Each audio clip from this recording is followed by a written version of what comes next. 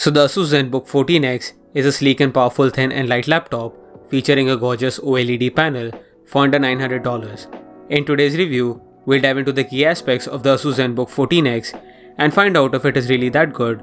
So without any further ado, let's get started.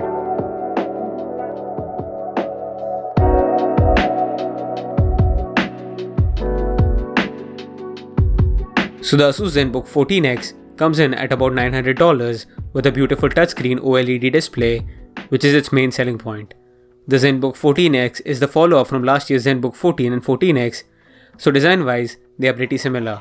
The Zenbook 14X's top and bottom are both made of recycled aluminum, which feels premium. The aluminum also contributes a lot to the overall weight and size, with the laptop weighing in at 1.5 kilos and being 1.8 centimeters thick.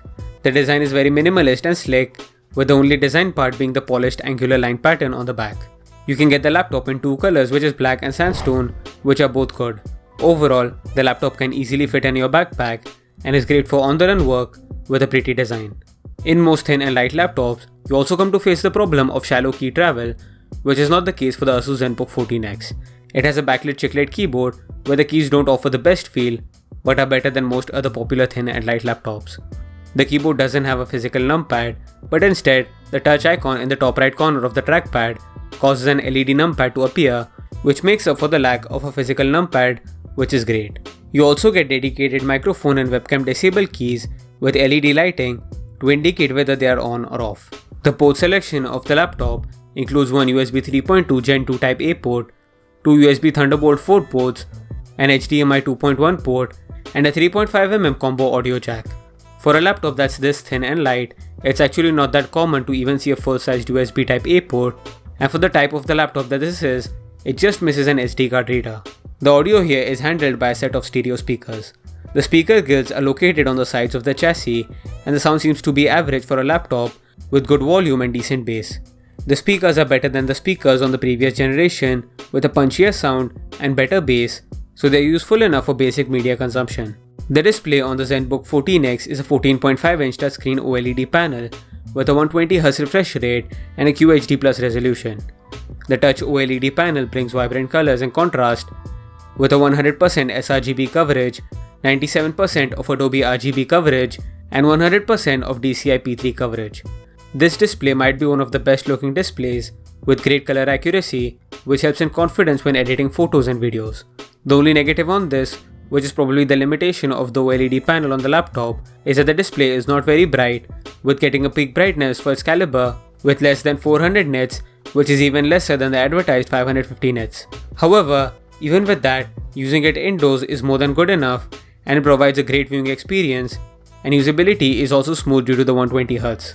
ASUS is usually known for great performance at a good price, and the ASUS Zenbook 14X doesn't disappoint in that department. This model of the Zenbook 14X comes with an Intel Core i7-13700H CPU, 16GB of DDR4 RAM, a 1TB PCIe SSD, and the Intel Iris Xe graphics. There are other models of this laptop with an i9 and dedicated RTX 3050 GPU, but those models are quite a bit more expensive. Even with these specs, for the type of laptop that this is, it provides really good performance. You can pretty much do editing and graphic design work on this fine, regular work is not an issue, and runs really smooth for it, and light gaming is also doable. You can't really expect to do gaming or 3D rendering here that well due to the lack of a dedicated GPU, and you're better off with a gaming laptop for such things, but for a thin and light ultrabook, this is good performance. The thermals are quite good even though there is a power hungry processor here. The fans remain quiet in all the modes except in the performance mode where ASUS allows the processor to get a sustained 28 watt of power, but even then, the fans are audible, but not to the level of gaming laptops. The internal processor temperature reached around 85 degrees Celsius during load, but still the chassis remained relatively cool for the most part. For the battery life, ASUS have opted to go for a 75 Wh battery on the Zenbook 14X.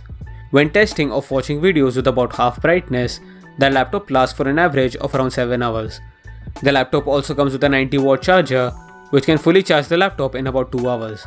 For a thin and light laptop like the Zenbook 14X, where the laptop is used on the go a lot without being plugged in, the screen on time is a make or break for a laptop like this, but in this case, the ASUS Zenbook 14X seems to have delivered.